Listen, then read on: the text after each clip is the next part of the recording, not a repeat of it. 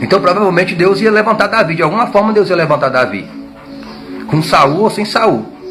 Mas aconteceu da maneira que aconteceu, para que hoje fosse um exemplo, para que nós não tomássemos as decisões erradas que ali algumas pessoas no Velho Testamento tomaram, e até mesmo no Novo Testamento. Então fica como exemplo. Você não precisa usar drogas para saber que ela destrói. Você anda pelas ruas, você visita uma clínica de recuperação e pergunta lá para as pessoas o que a droga causa. Você pode ler alguma coisa, algum informativo sobre as consequências das drogas. Você pode andar pelas ruas e ver as pessoas usando crack, como é que elas estão. Então você não precisa usar aquilo para saber que aquilo destrói. Basta você ver, basta você analisar a situação. Infelizmente tem pessoas que vão pela inocência. Por exemplo, quando surgiu o cigarro, muitas pessoas não sabiam que o cigarro fazia mal. Na minha época tinha até um chocolatezinho que vendia, era uma forma como se fosse um cigarrinho.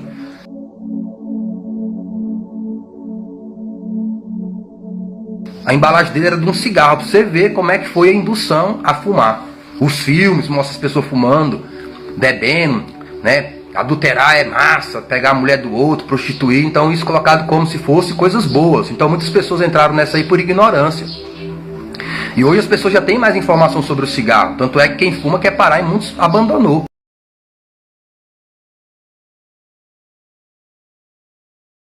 Então eu compreendo que geralmente uma pessoa dessa ela não corre. Ela não sabe o que é correr 10, 20 quilômetros. De você estar concentrado, estar focado dentro daquele objetivo. E distração, porque isso é distração. A distração não é legal. As distrações é para tirar o seu foco. Até na vida espiritual, às vezes, eu estou na congregação ali orando, buscando a Deus e pessoas querem falar comigo, alguma coisa que poderiam falar em outra hora. Algumas pessoas me veem chegando na congregação, não falam, mas você está ali orando, você está ali focado, você está direcionado. Geralmente eu não dou atenção, alguns irmãos já percebem isso. Eu até explico, você vai falar com uma pessoa, toca no ombro. Se a pessoa te der atenção, você fala o que você quer. Se ela não te der, fala em outro momento. Tem pessoas que já me sacudiram, eu orando. Aí a pessoa quis falar comigo, eu não dei atenção, porque era um assunto importante, que eu precisava falar com Deus. E a pessoa me chacoalhar, querendo minha atenção de todo jeito. Então, às vezes, o meu assunto com Deus é de extrema importância, naquele sentido. Às vezes é uma pessoa que eu amo, está doente. Às vezes é uma situação complicada que eu preciso estar orando. E a pessoa que eu também estou orando, eu acredito que ela é mais importante do que qualquer outra pessoa. E geralmente são assuntos que não são tão necessários assim para aquele momento. É falta de entendimento mesmo. Acho que acredito que são pessoas que não têm tanta profundidade em oração e não sabem o que é estar orando. As pessoas falam com Deus, parece que estão falando com a imagem de escultura. E às vezes tem pessoas que parece que têm mais reverência, mais respeito por uma imagem de escultura do que pessoas em relação a Deus. As pessoas têm mais respeito em relação a outro ser humano do que o próprio Deus. Porque quando você está conversando com a autoridade, um pastor presidente, um governador, um presidente de uma nação, geralmente as pessoas não chegam assim te interrompendo.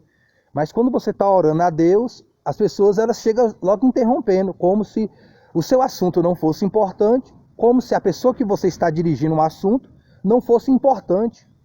Então tudo isso assim são distrações que são criadas para tirar nosso foco.